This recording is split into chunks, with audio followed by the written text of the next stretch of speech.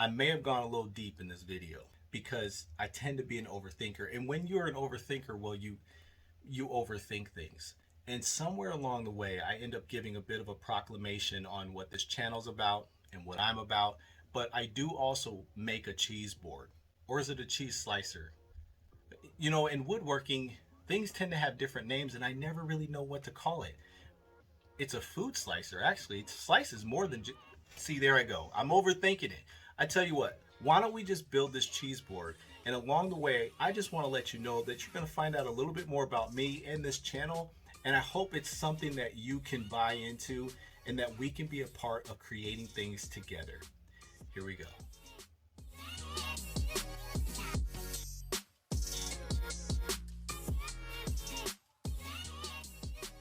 Okay, so first things first, why am I actually recreating this cheese slicer? The real reason why is because my sister-in-law and brother-in-law were here the other day. They bought a cutting board from me and they asked if I had any cheese slicers to go along with it. This being the only cheese slicer I've ever made, I had to tell them no, but I would get back to them. I want to also highlight a couple of things that I did wrong when making this first cheese board. If you notice, there's a wire on this cheese slicer that goes into the board. The wire falls through the kerf that's made with a saw, and that is the mechanism that actually cuts the food. Now, where I went wrong on this one is I made the board a little bit too thin. So this screw right here, when it falls down, I have a piece of pine here that's supposed to represent my countertop. When that screw falls down on the countertop, even though the wire goes through the kerf, with there being a little bit of slack in the wire, it doesn't always cut completely through the food. Now, how I get around that is I move the board to the end of the countertop, and if you watch this, it always wants to go down a little bit more. And that's the difference in making a complete cut through the food that I'm trying to cut. The other annoyance I have with this board is that when I installed this mechanism, I put it in the wrong area the first time. You can see that hole there, which is just a constant reminder to me that I did it wrong. What I like about this board is that it's predominantly Jatoba wood with a larger inset of hickory and a small inset of purple heart. This was the first time I did any kind of insets, so I was actually pretty proud of this. Their board, however, is going to be made predominantly with walnut, with some larger insets of padauk and a small inset of maple. Okay, let's finally get into this, and if you're still here, you probably really need to know how to make a cheese board, or you're all bought in on doing something bigger than just woodworking, or maybe you're a family member. Either way, thank you guys. Okay, so I started over by my scrap bin, and I had a few scrap pieces that I felt like would probably match the design that I was going for. I'll give you a tip, don't throw away your scrap pieces because we can really create some beautiful projects from that stock. Not to mention save a little bit of money. As I mentioned, these are scrap pieces and I started to use them at some point. I think there was a decent amount of glue on them and I had to get all that cleaned off to prep them for this new project. While I'm doing this, let me put a plug in for this channel. This channel is called 323 Woodworks. 323 is not a time, it's not a date.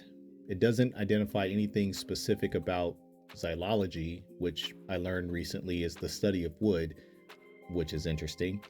But anyway, 323 is a scripture. During the events of 2020, when the world was quarantined, our family, like many others, had a lot of time to reflect on many different aspects of life. To be brief, a hunger to teach and show our kids how to apply excellence in all they do, paired with an overwhelming amount of boredom, led me to finally take up a hobby. For the first time in my life, I might add. Colossians 3:23 says, whatever you do, work at it with all your heart, as if you're working for the Lord. Having never had a hobby, I decided if I was going to have one, I would work to be excellent at it, and ultimately give my children and anyone else my efforts reach a chance to see, to feel, to be part of something someone put all their heart into. That just seems like something our world needs. There may be some irony to the fact that I'm sharing my heart to change the world in a video about a cheese board, but who knows? Maybe if you see me take some dead sticks and turn them into a functional cheese cutting masterpiece tool, thingy, then you'll hang out with me a little bit longer on this journey and see what it all comes to be. And if not, that's okay too. At least you'll know the right way to make a cheese board. Because guess what? Cheese boards matter, right? Right. Okay, anyway, let me say something about this build. What you saw me do there is grab a flat reference piece, that was the plywood underneath my project. I used an extra prop piece to help me take the wobble out of the board. I have another video about a wood and epoxy clock that goes over that a little bit more in depth.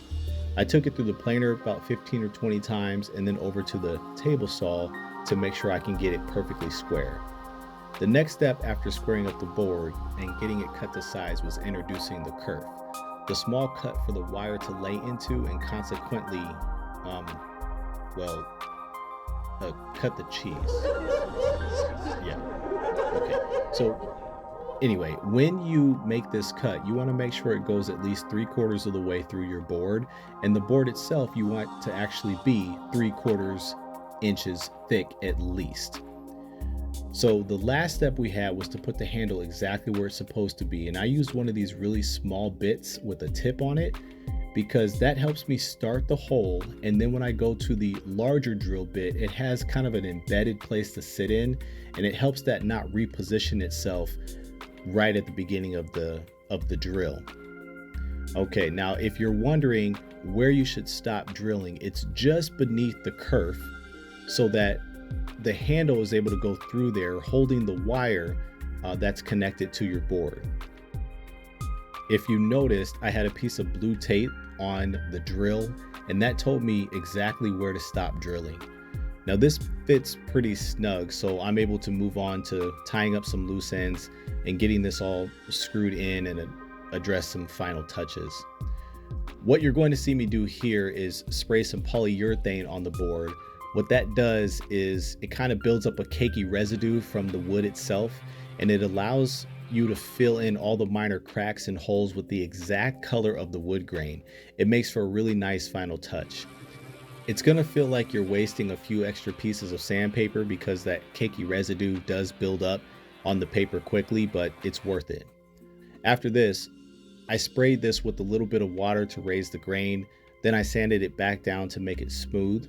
Doing this step allows for the customer to wash the board and not feel a rough surface the first time that they wash it. If you don't raise the grain, then they will unintentionally when they first wash the board, and it kind of takes away the quality of your work. So take the time to do that. Once I got the cutting mechanism back on, it was time to make these sticks pop.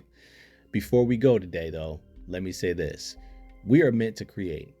I don't consider myself to be creative, but thankfully this new hobby is changing my opinion on that. To my fellow not so creative creators, whatever you do, work at it with all your heart and something amazing will come of it. Thanks for watching. Take care and we'll see you next time.